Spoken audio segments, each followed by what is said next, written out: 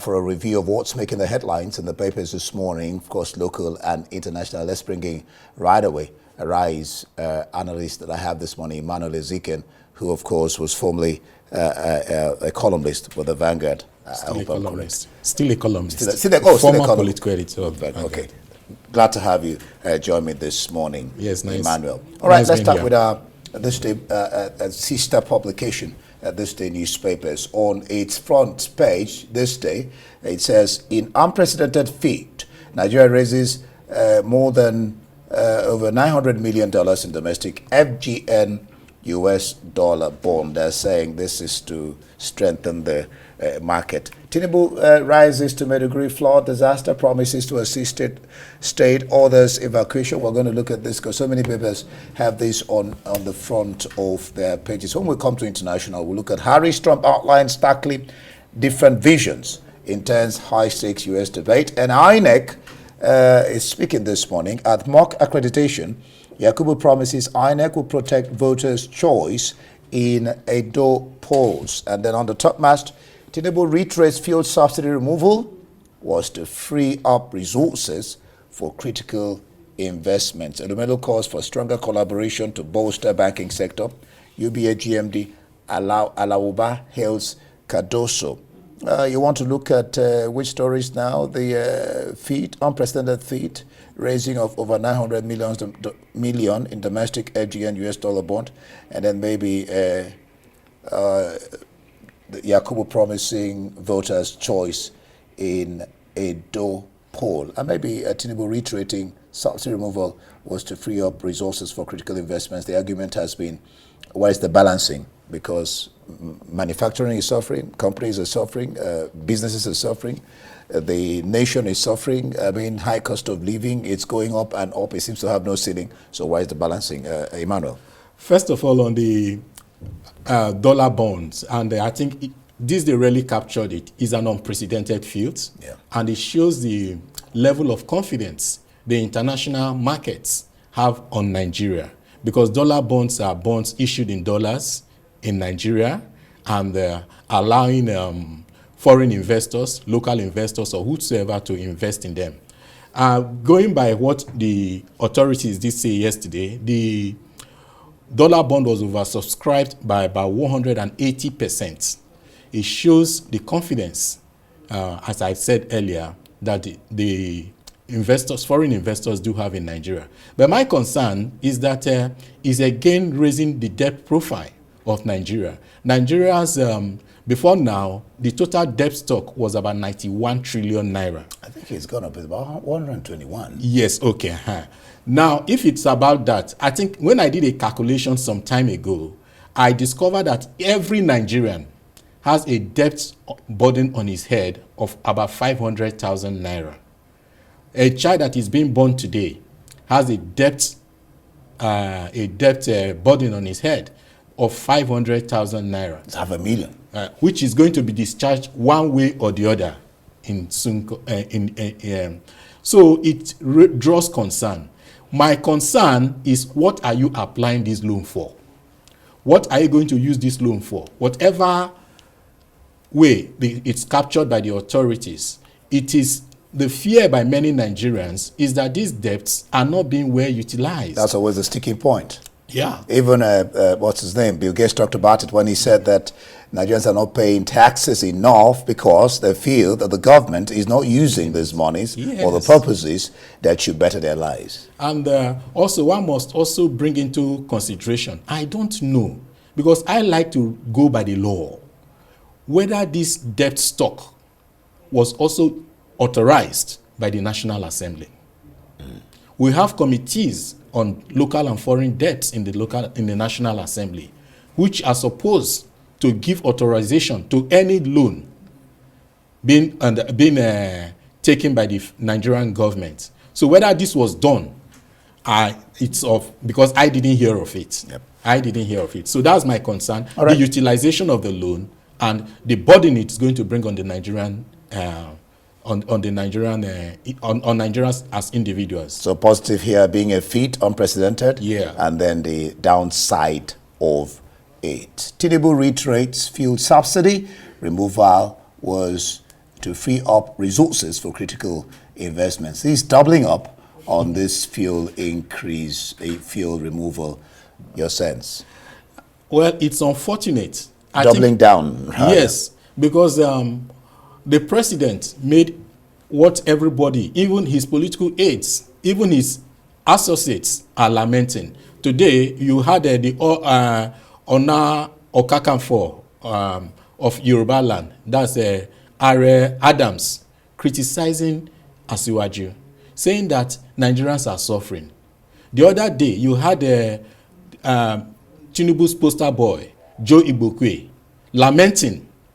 If Joe Igbokwe could come out openly to lament, Joe Igbokwe, who was rewarded with several appointments, and lastly, he was given the appointment to sweep gutters in Lagos or to supervise. So you could see, if such a man could lament, I think the president made a blunder. Everybody agrees. You do not, the same time, remove subsidy on a very important product, and a product that binds the economy, and at the same time devalue your currency. You see, all that is happening in happening to the economy is because of the devaluation. Ndoko Obaibona, the chairman of Arise News, on this day, he made that point when the Minister of Information went to visit him. He said that was an error. You couldn't have devalued, removed the petrol subsidy, and devalue your naira. You should have removed petrol subsidy, then used the money from the exchange,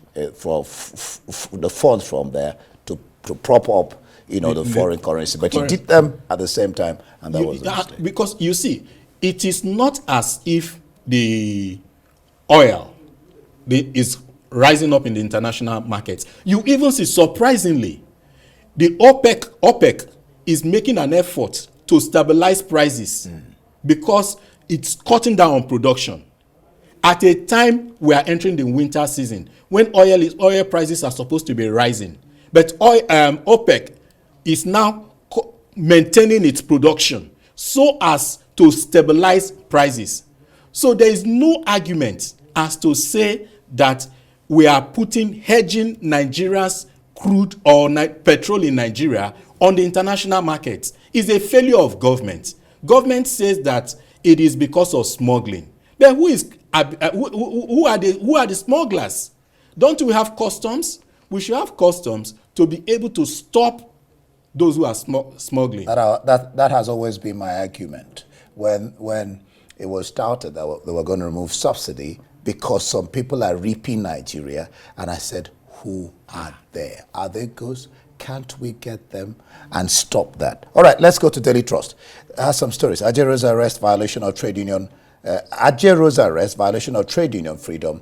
UKTUC. Nigeria's crude oil production rises to 1.352 million in August. This is coming from OPEC. Israel kills 248 Palestinians. That was Hold on, when he said production rises to 1.35? Yeah, it rose to 1.352 million in August. OPEC is saying this. This is OPEC. Yeah. But in Nigeria, we are told that we have achieved 1.4 in July. And that means OPEC, either the paper has either OPEC is lying or authorities here are lying. All right. Israel kills 248 Palestinians in safe zones as rights group condemn siege. I mean, this topic came up in the debate. Flooding. This is very serious. The main headline. Yeah. Over 200,000 displaced. Children missing in Maiduguri. Corpses float. A cemetery washed away. Houses. Shehu's palace. Hospitals submerged. Crocodiles, snakes escaping to communities. Very dangerous. Shetima consoles victims as Zulum reopens IDP camps. The Telegraph has it in a different way. We'll go there later. Vanguard. Almost all the papers are talking about this. Alao Dam. Yeah. Broke. And then because of continued rain. This is in 30 years. This is the worst that has happened to Borno. I can't even remember something like that happening before. Because if you watch the film, if you watched the video of how Maiduguri was being submerged by flood, and this is essentially, if you've been to Maiduguri before, Maiduguri is essentially a plain ground. Okay. It's not if it were something a slopy ground, if it were a town that was built on a hill, it could have easily have sloped, and the flood would have slipped. It would have been a flash flood, as it were. But in this case, Maiduguri is mostly a flat ground, the town, and the environs. So it has allowed the water to stockpile. The water has head. And there's nowhere to run into. Nowhere to run into. It exacerbated the situation. Yes, and it's so unfortunate. And you saw the case of the prison facility there that was submerged. That's how, let's just briefly look at that. I think Telegraph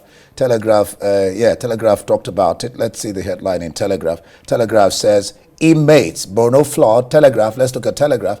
Inmates flee as Maiduguri, can we have Telegraph there? Inmates flee as Maiduguri prison walls collapses. Government closes schools, floods takes over Shehu's Palace, sags residents. This is very dangerous. Very dangerous. Inmates fleeing as... all right, let's just... I would like to add that, Maiduguri has been the epicenter of the Boko Haram insurgency. My fear is that some insurgents who probably are being held in that facility would have escaped, which would now compound the security situation in that territory. That's what the paper is saying. And that should bring our administration or the Ministry of Interior into building better, more strong, into stronger. Look at Borno. I mean, people are practically swimming on the road. Yeah, you can see. I think it behoves the contractors and the government to make sure that they build more stable facilities. We hear the other time it happened in Mina. There was a little rain and the prison facility collapsed. So prisons should be fortified. All right, let's discuss this issue.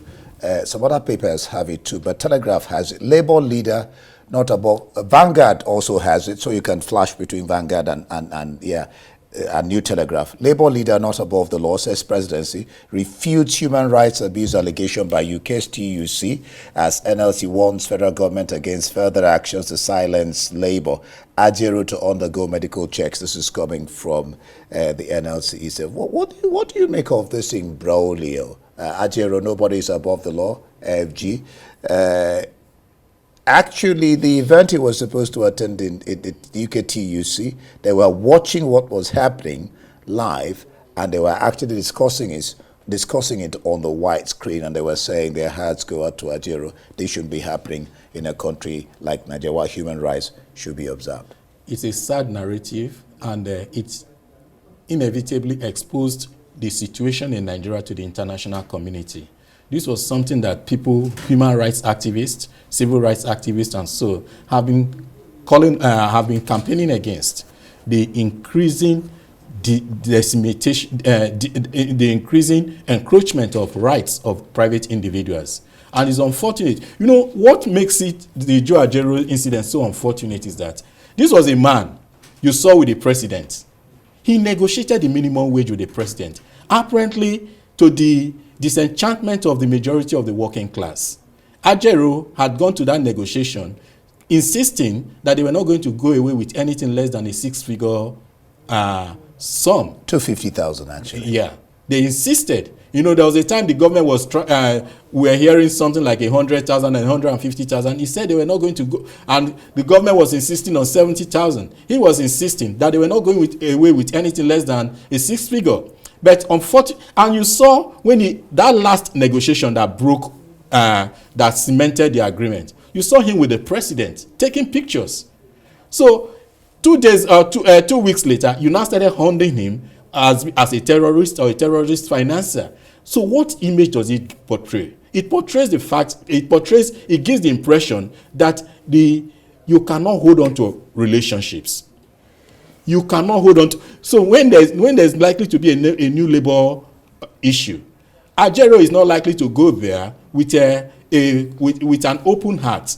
He's going to be circumspect. Because you remember he said that when he was discussing this issue with the president said, if I give you 250,000, I will increase subsidy. I will remove subsidy. I will remove remove subsidy. I mean, however you want to look at it. And then Ajero said, okay, that was the reason we took 70, and that in 3 years it will be reviewed. So the question of believability arises, the question of trust arises, and the president is still doubling down in spite of what manufacturers are saying all over the place about the effect of this increase, even with the scarcity and what is playing out between NNPC and Dangote. All right. In fact, NNPC, I think in one of the papers are even saying that they're not ready, they're not sure that they will pick fuel from Dangote by Sunday. All right, let's go to regional papers. Let's start with the Citizen first. It says here in Citizens, SAA licenses invalid as they are renewed with illegal medical fitness certificate. This is about Dr. Sishaba. They have stopped. They said they will no more allow him to issue licenses. The story is that a number of pilots and cabin crew at South African Airways may have to be grounded as their licenses would have been rendered invalid because they were renewed with illegally issued medical fitness certificates. The South African Civil Aviation Authority, SACA, said yesterday it had refused to renew the license of SAA's Chief Medical Officer, Dr. Nohlaha Sishaba, to issue medical certificates after she was found not to have complied with the strict rules governing such flight crew testing. The action has potentially rendered a number of cabin crew and pilots' licenses illegal. To me, this sounds like qualifying one to practice being a doctor, without really qualifying. How dangerous can this be? It's well, for me, and that's a country where the rule of law applies. The rule of law applies, and that is a demonstration of what is playing out in South Africa. Just, you also remember, there was a Nigerian pilot who was barred, who was stripped of his flying license in the United States just recently. And what was the reason? Because he had committed a crime, and when he applied for a superior license, he didn't put it. When asked whether he had committed a crime before, he obviated, he didn't answer to the positive. But when it was discovered, he was stripped of his license, a commercial pilot. Yeah. So these are countries where laws are made to be effective. All right. Unfortunately, we don't have such in Nigeria. We hope to have such. Anyway, Daily Graphic, this is from Ghana. Daily Graphic, Ghana. Strategic local development policy out. Document aims to drive sustainable economic growth. The story is that the Ministry of Local Government, Decentralization and Rural Development has introduced a strategic framework designed to promote economic growth and development at the local level, known as the Local Economic Development Policy 2024 to 2029, accompanied with implementation plan. This initiative aims to empower local governments, communities, and businesses to spearhead development by utilizing local resources, generating employment, and enhancing livelihoods. You want to talk about this? Yes. I appreciate what is happening in Ghana. We used to have such in Nigeria. We used to have national rolling plans that would move economic development across a period of time, not particular to an administration, but over a period of time. And we have discarded such. And you remember, look at what they are saying, to encourage local utilization of resources. Local resources. And that came out this morning during the debate in the United States. You had Kamala Harris saying that, yes, she was going to promote America First. America First. That when President Trump was accusing her over her attitude towards the climate change. She said her own idea of climate change was on how to promote local resources using American goods, putting American goods first above all. And we want to charge our political actors here, our leaders here, put Nigerian goods first, ride Nigerian cars. Let the president of Nigeria ride Peugeot, made in Kaduna, or Innocent, made in Enugu, or no, made in Lagos. Let them ride Nigerian cars. That way labor will not go out of this way, and then we conserve foreign exchange instead of buying foreign cars. And then improve companies. I mean, local companies are able to come up because it will energize the base. It will boost productivity. The GDP will grow. Our GDP has fallen. Yeah, I mean, the GDP I discussed on Saturday. We have a little bit of time, but let's go to, I mean, you started talking about it. Harris Trump outlined, this day, Harris Trump outlined starkly different visions, intense, high-stakes US debate. I mean, immediately after the debate, polls have come out to show that Harris won, and she's rising. What do you think? Did you watch the debate? What do you think? I watched part of the debate. It was quite interesting. So many issues. Harris talking about Trump's attitude to crowd, which of course she got Trump there. Former President Obama talked about it. Was this about crowd? And then of course the issue with gun control, and Harris saying that I have a gun. Myself and Wars. We're not talking about stopping people from owning a gun and all that. What do you make of? I mean, at least the bit that you watched. I must say that for the first time since since Trump came into the political scene, he was caged. This is the first time since 2016. All other his rivals in the Republican Party, he always bulldozed his way through them, even with Biden and so. You know, but for the first time now, we saw a lady, we saw somebody putting down Donald Trump. And you will see that immediately after the debate, not like the normal Trump, he now went to what they call he now to the spin room, as it were, trying to defend and trying to re-echo and to regurgitate the words, his message. This was because we saw somebody, Kamala Harris. People didn't expect her to make it. You know, she'd been seen as a little girl down the road. But she came up and, you know, like a prosecutor she is, she attacked Trump. She painted Trump as a divisive element for American politics. And the killer point for me was when she got personally to Trump, telling Trump that your debates, that your rallies, that people leave your rallies before the ending. That because you don't have a message.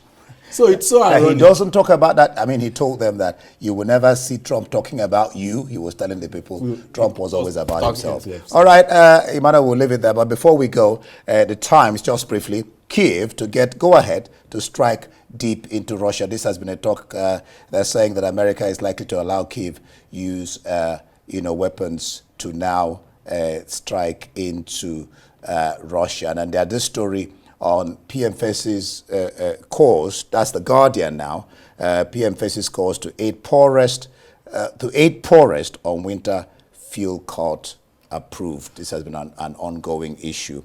All right, we need to go now. We don't have the time, Emmanuel. Thank you for being here this morning. And that's it all on Daybreak this morning. Thank you for watching. Next will be the morning show, and as you know, every moment indeed does matter here on Arise News. I am Ndi Amug, thanking you for watching. Bye.